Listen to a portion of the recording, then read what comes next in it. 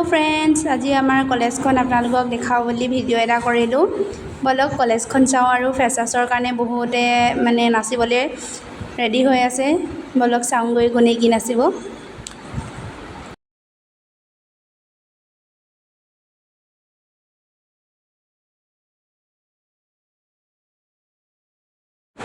एया चागे आपनालोके ढोলৰ मात শুনিয়ে আছে, বাঁহীৰ মাত শুনিয়ে আছে, পুৰা একেবাৰে ৰজনজনাই আছে।